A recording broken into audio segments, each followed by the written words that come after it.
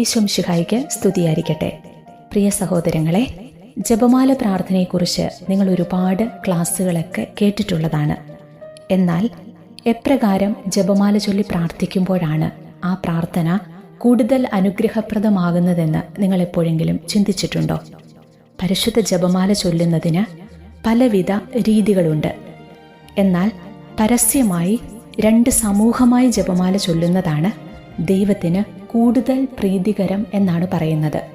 അതെന്തുകൊണ്ടാണെന്ന് ഞാനൊന്ന് വിശദീകരിക്കാം. മനുഷ്യർ പ്രാർത്ഥനയ്ക്കായി ഒരുമിച്ച് കൂടുന്നതിനെ സാത്താൻ ഏറെ ഭയപ്പെടുന്നുണ്ട്. അതുകൊണ്ട് ദൈവത്തിന് പ്രീതികരവും സാത്താന് ഭീതിജനകവുമാണ് പരസ്യമായ ജപമാല സമർപ്പണങ്ങൾ. സർവശക്തനായ ദൈവത്തിന് ഏറ്റവും കൂടുതൽ മഹത്വം നൽകുന്നതും കൂട്ടായ ജപമാല പ്രാർത്ഥനയിലൂടെയാണ്. യേശുക്രിസ്തു ഓരോ പ്രാർത്ഥനയിലും നമുക്കിടയിൽ സന്നിഹിതനാണ്.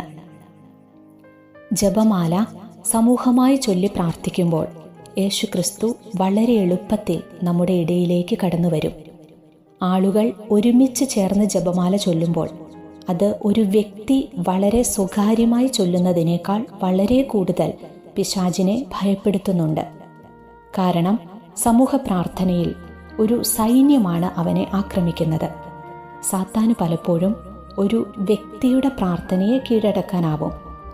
എന്നാൽ ക്രൈസ്തവർ ഒറ്റക്കെട്ടായി ഒരേ മനസ്സോടെ ജപമാല ഒരുമിച്ച് ചൊല്ലുമ്പോൾ ആ പ്രാർത്ഥനയെ തകർക്കാൻ സാത്താന് വളരെ ബുദ്ധിമുട്ടാണ്. ഉദാഹരണത്തിന്, ഒരു വടി വളരെ എളുപ്പത്തിൽ നമുക്ക് കൈകൊണ്ട് ഒടിക്കാനായിട്ട് കഴിയും. പക്ഷേ വടികൾ കൂടിച്ചേർന്ന ഒരു വടിക്കെട്ടിനെ അത്ര എളുപ്പത്തിൽ ഒടിക്കാൻ കഴിയില്ല. ഇതുപോലെയാണ് ജപമാല പ്രാർത്ഥനയുടെ കൂട്ടായ്മയുടെ ശക്തിയും.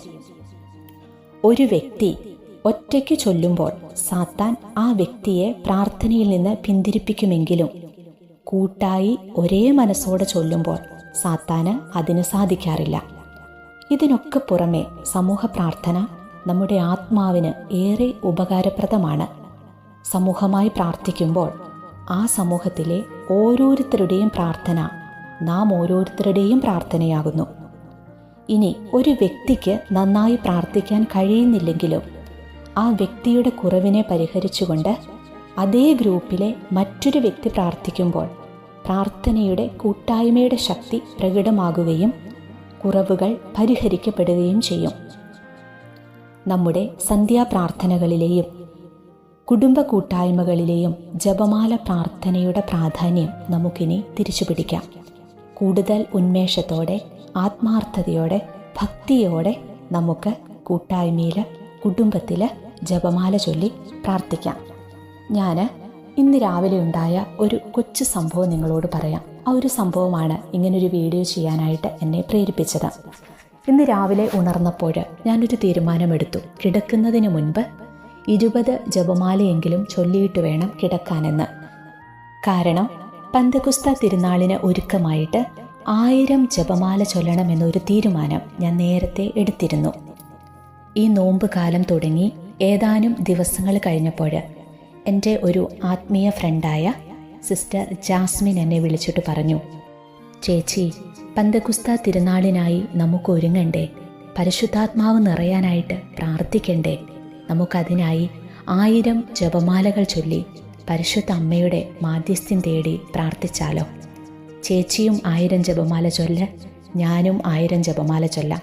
പരിശുദ്ധ അമ്മയിലും സ്ലീഹന്മാരിലും നിറഞ്ഞ പരിശുദ്ധാത്മാവ് നമ്മിലും വന്ന് നിറയട്ടെ. എനിക്ക് സന്തോഷമായി.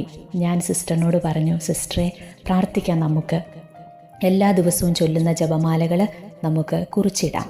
അങ്ങനെ 1000 ജപമാല നമുക്ക് കംപ്ലീറ്റ് ചെയ്യാം പന്തക്കുസ്ത തിരുനാളിന് മുമ്പായി എന്ന് പറഞ്ഞ് ഞങ്ങൾ ജപമാല ചൊല്ലാനായിട്ട് ആരംഭിച്ചു. അപ്പോഴാണ് അപ്രതീക്ഷിതമായിട്ട് യുദ്ധം പൊട്ടിപ്പുറപ്പെടുന്നത്.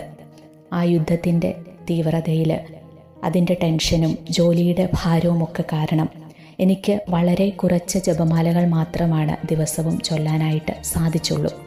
അപ്പോൾ ഇന്ന് ഫ്രീ ഡേ ആയതുകൊണ്ട് രാവിലെ തന്നെ ഞാൻ തീരുമാനമെടുത്തു, ഇന്ന് ഒരു 20 ജപമാലയെങ്കിലും ചൊല്ലിയിട്ട് വേണം കിടന്നുറങ്ങാനെന്ന്. ഞങ്ങളുടെ പ്രെയർ ഗ്രൂപ്പിൽ ഇന്ന് അഖണ്ഡ ജപമാല ദിനമായിട്ട് ആചരിക്കുകയാണ്. രാവിലെ മുതൽ ഫ്രീ ആയിട്ടുള്ളവരൊക്കെ വന്നിരുന്ന് ജപമാല ചൊല്ലി പ്രാർത്ഥിക്കാനായിട്ട് തുടങ്ങി. ഞാൻ രാവിലെ കുറച്ചു നേരം തനിച്ചിരുന്ന് ജപമാല ചൊല്ലാൻ തുടങ്ങി. ജപമാല ചൊല്ലി തുടങ്ങി കുറച്ച് കഴിഞ്ഞപ്പോഴേക്കും എനിക്ക് ഭയങ്കര ക്ഷീണവും പല വിചാരവും, മുന്നോട്ട് പ്രാർത്ഥിക്കാനായിട്ട് പറ്റാത്ത വിധത്തിലൊരു മടിയൊക്കെ വന്നു തുടങ്ങി. അപ്പോഴേ എനിക്കൊരു കാര്യം മനസ്സിലായി, നമ്മുടെ കുട്ടി പിശാചിന് ഇത് തീരെ അങ്ങ് ഇഷ്ടപ്പെടുന്നില്ല. ഞാനിവിടെ ഇരുന്ന് ചൊല്ലുന്ന ഈ ജപമാലകൾ ഓരോ നന്മ നിറഞ്ഞ മറിയവും ഏറ്റു ചൊല്ലുമ്പോൾ അവനതിനേറെ ഭയപ്പെടുന്നു എന്നെനിക്ക് മനസ്സിലായി. അതിൻ്റെ സൂചനയായിരുന്നു അവൻ എനിക്ക് നൽകിയ ഉറക്കവും ക്ഷീണവുമൊക്കെ. അങ്ങനെ അവൻ്റെ മുമ്പിൽ തോറ്റു കൊടുക്കാൻ പാടില്ലല്ലോ. ഞാൻ വേഗം എന്ത് ചെയ്തെന്നോ, ലിങ്ക് ഓപ്പണാക്കി ഗ്രൂപ്പിനോടൊപ്പം ജോയിൻ ചെയ്ത് അവരോടൊപ്പം ഇരുന്ന് ജപമാല ചൊല്ലാനായിട്ട് തുടങ്ങി. വളരെ പെട്ടെന്ന് തന്നെ എനിക്ക് ആ ക്ഷീണവും അസ്വസ്ഥതയും മാറിക്കിട്ടി.